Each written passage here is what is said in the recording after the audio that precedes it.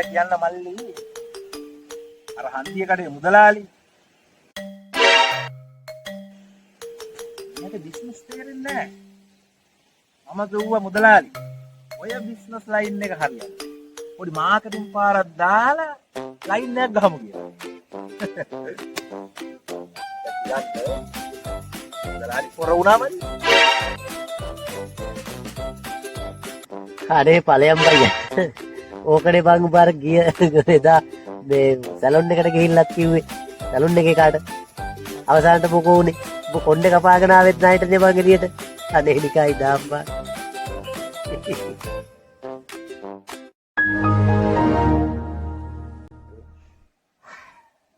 නිහඬවන්න විතරනේ. මේ විශ්වයේ ශක්තිය අපිට දැනෙන්න ඇරිය යුතුයි. අපිට අයිය ගහන්න නැතුව ලොකු වැඩක් කරමු. අර කැලේ බංගලාවේ ඒකේ අద్భుත බලවේගයක් තියෙනවලු.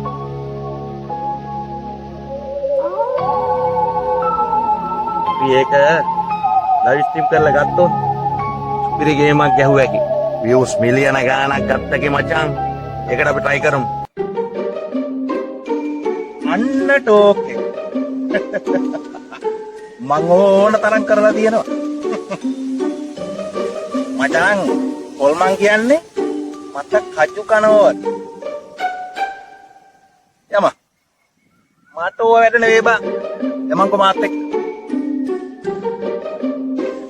අම්මෝ මම නම් එන්නේ. ගමේ මිනිස්සු කියන එකේ කොල්මන් කියවන්නේ. අයියෝ බා. මම බය ගොල්ලෙක්. ඔබට තියෙන්නේ ෆෝන් එක අල්ලන් ඉන්න විතරයි.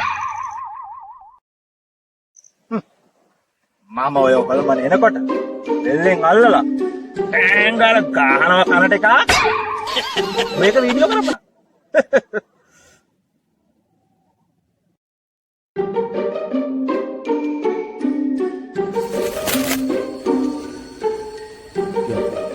අමනේ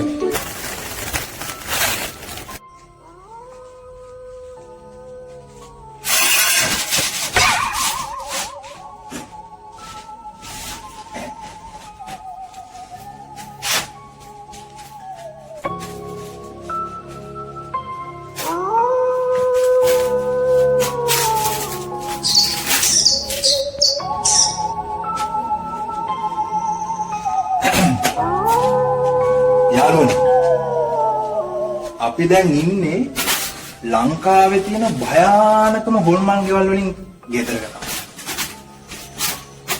මිනිස්සු කියනවා මේක භයානක හොල්මන් තියෙනවා කියලා.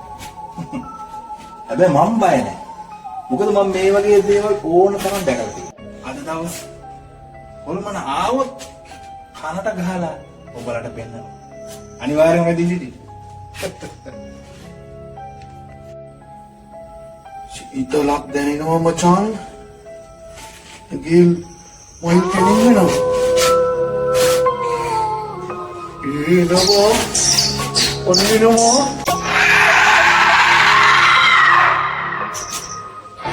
ඒ පචන් ගේන කොල්පනක් තමයි එදමෝ.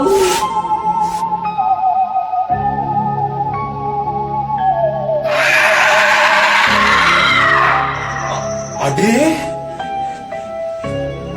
මොකද්ද බං? ඉස්වී සොපි යෝත් කුරුනෝ.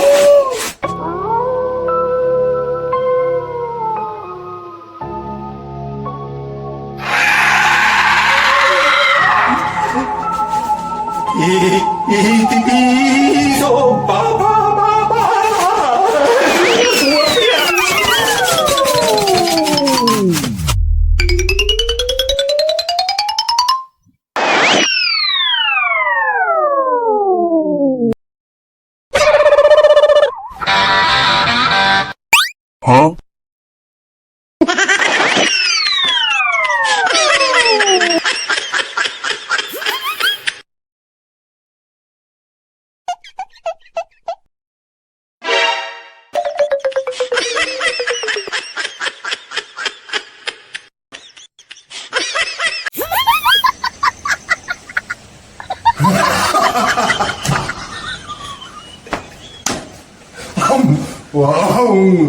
ඔළුවම් බලන්න.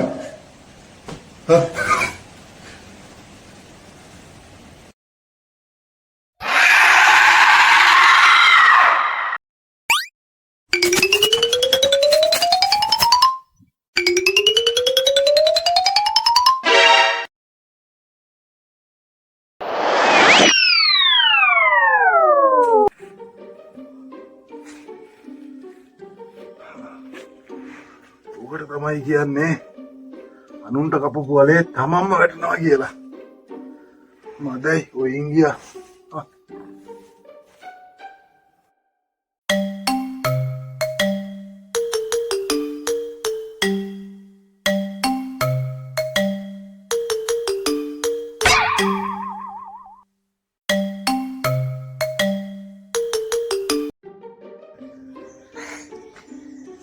තෝගේ කයිවාරුව විතරයි. මගේ ෆෝන් එකත් ඉවරයි. බලපන් අවසානට හොල්මනට දෙකක් ගහලා කරට ගහන්න ගියේ. අවසානට හොල්මන දැක්ක විතරයි මාවත් පෙරලගෙන මටත් කලින් ඇරි.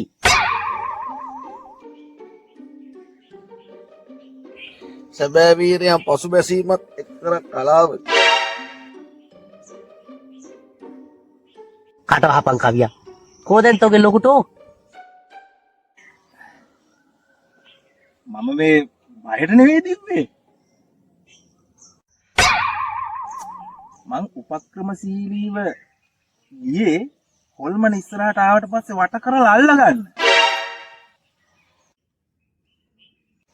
කොහෙද? මටත් කලින් උඹලා දිව්වනේ.